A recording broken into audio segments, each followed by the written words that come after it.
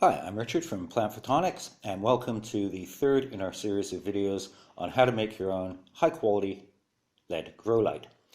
And today we're going to complete the light, and the first step that we have to do is to mount the circuit boards and the LEDs that we reflowed onto them in the last video onto our heatsink. Now, if you're wondering why I'm putting the LEDs on this side rather than on the other side, it's very simple. We're not going to be putting any glass or plastic over this to protect the LEDs.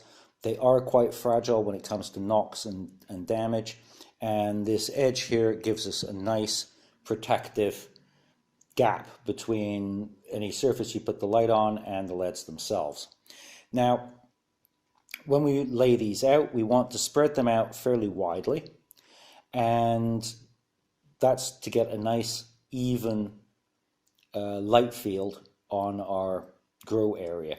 If we put them all in the middle, you'd wind up with all the heat concentrated here and all the light, and you'd wind up with hot spots. Now, we want to spread these out as much as we can. This is 31 by 35 centimeters, and it's designed for 50 by 50 grow area. So we want to spread them out. We don't want them right up at the edge like this. In all honesty, you don't really lose light because anything that hits this is reflected back. However, we want to keep them a reasonable distance out, something like about here. And any light that does hit the edge is going to be reflected back into the grow area, so we're not going to lose anything.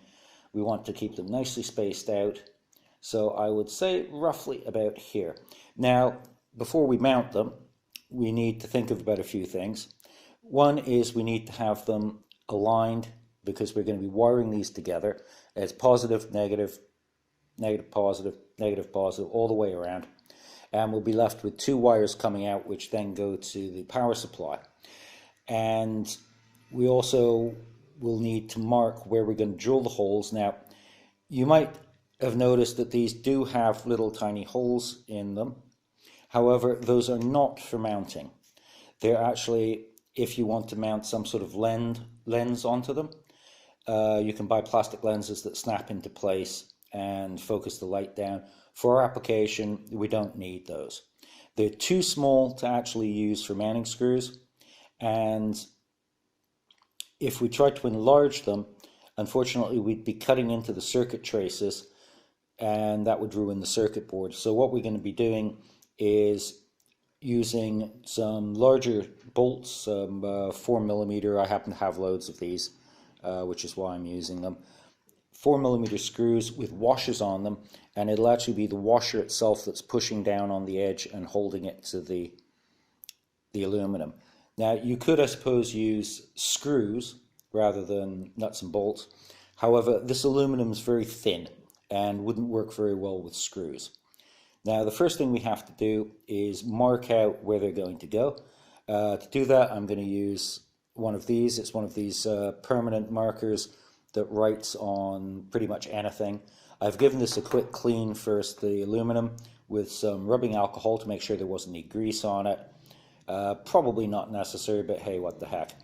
Now, this is a bit thicker than I'd usually use to mark anything out. It's like 2mm, but I tried using a finer pen and it wasn't visible in the video, so I'm going to be using a thicker than usual pen. This, as I said, this is like 2mm. Okay, so I'm going to start marking and we'll get back in a minute. Okay, now I've marked everything out. I've drawn the lines to the center point, and then I've marked on either side. On each one I marked here and here, so I could place the lead in the right position. Then I traced around the edges where I was going to put the LEDs and marked the center point, sorry, where I'm going to put the LEDs, where I'm going to put the bolts, and then mark the center point where I'm going to drill the hole and have the washer pushing in on here. Let me zoom in a bit on this.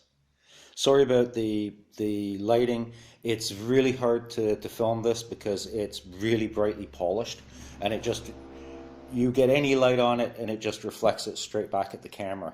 So let's zoom in a little bit more.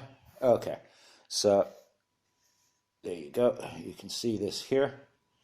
And this is where I'm going to be drilling 2 of the holes, and the other one is going to be up at here. I chose to use 3. You could have used 4, but not really much point. 3 is good. If I just did 2, chances are when I was tightening the bolts down, they'd probably start shifting the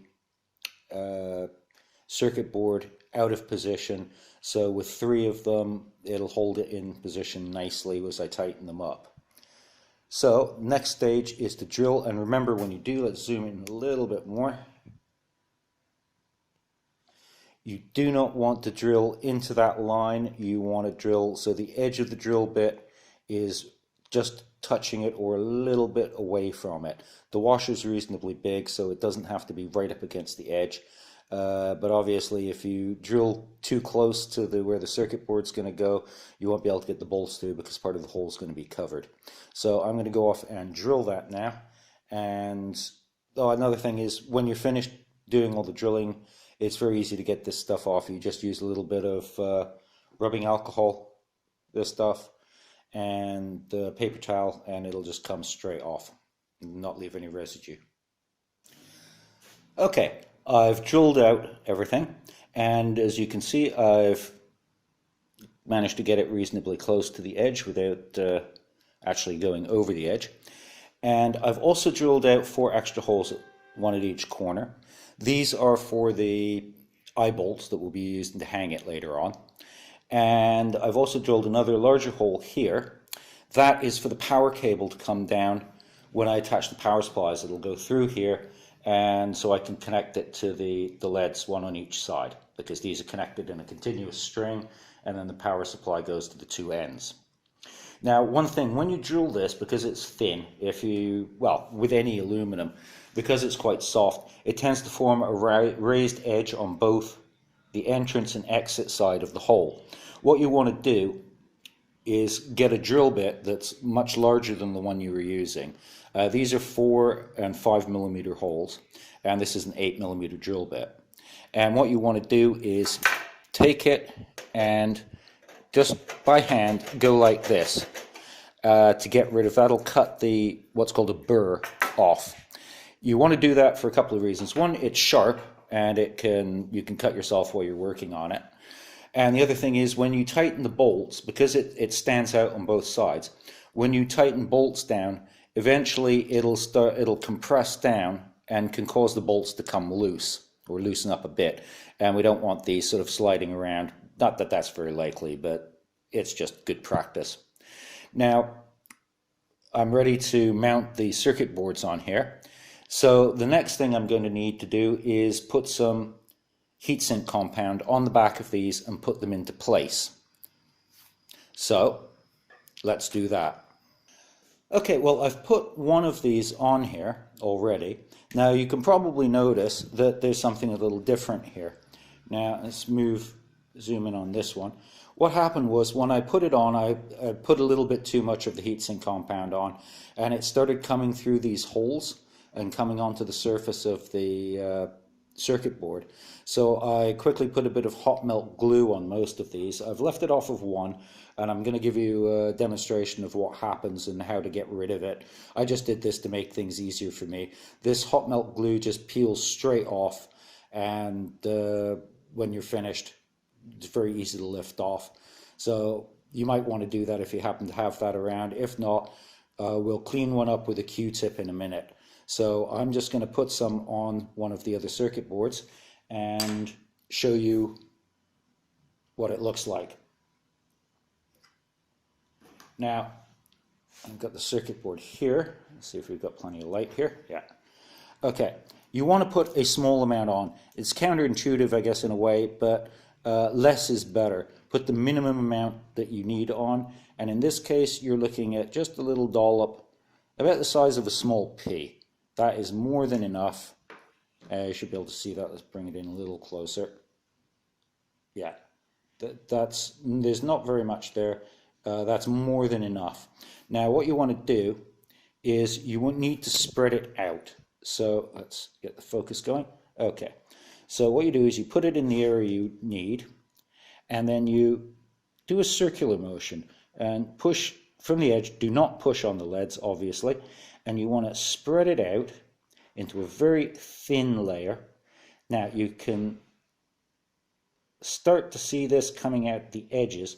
Unfortunately, I'm videoing this on my phone, so there's no real zoom on here. We'll zoom in, but it's going to be very grainy. Let's just zoom in here. It'll probably be a bit on the grainy side, just for this section. And you can see that it's coming out around the edges. So it's now been smeared out to a larger area than the heat sink is. And that's what you want. You want to get a very thin layer, and it'll transfer the heat better. And once it's there, it's not going anywhere. You can tilt this and it won't shift. So I'm going to do the rest of these and show you the end result and show you what it looks like when it sort of comes out those holes and how to get rid of it. Okay, now I've got them all on. Something I should have mentioned before, mentioned now, is if you take a look at my hand here, you will see that I've got it all over my fingers. This stuff is lethal, not in the sort of toxic sense, although probably eating it wouldn't be too good for you, but in the fact that if you get it on your hands or your clothes, it's really, really, really hard to get off. You will need plenty of these when you're using it. Make sure you've got some to hand. Wear old clothes and that, because it's based on silicone oil and it's impervious to most solvents, soap and water, and pretty much everything else. So that's going to remain on my traces of it until I lose a layer of skin. You see, it doesn't really come off. So make sure you don't smear it all over the place. Now, if you see here,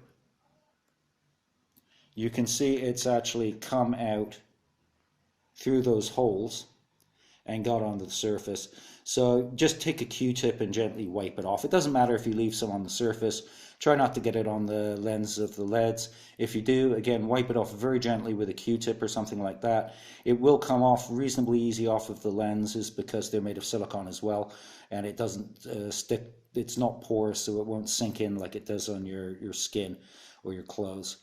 So now everything's ready to be bolted down in place. You can see here there's some around the outside. Again, that's fine. You can wipe it off later if you want to, but it's just going to sit there. Just, again, be careful you don't get it on your fingers or it's going to be there for a while. So now they're all on, they're centered. Remember to line up the solder contacts on both sides, and line up the solder contacts on both sides, and you're now ready to screw them into place. Now I'm going to go off and do that. Now when you screw them down, you've got a couple of alternatives. You can just use a plain nut and bolt.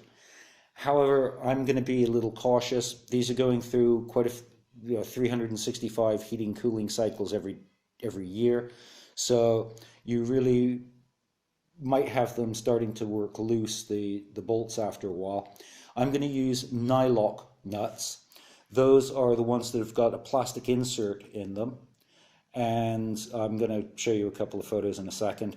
Or you can use lock washers if you want to, or you can just use a plain nut and bolt, and where you get the joint between the nut and the bolt on the outside, if you just put a little dab of nail polish on it, just a little dab, and that will lock it into place but still allow you to remove the nut and bolt if you want to in the future. It just takes a little bit of force.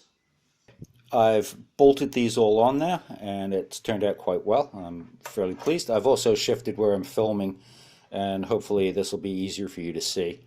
It's a bit late to restart doing all the video again because I can't. But anyway, so that's what it should look like. And on the back here, you can see all the bolts sticking out the back.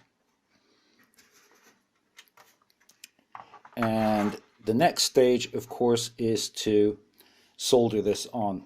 But before I mention, give you a bit of advice on the soldering, this is what I meant by a nylock nut.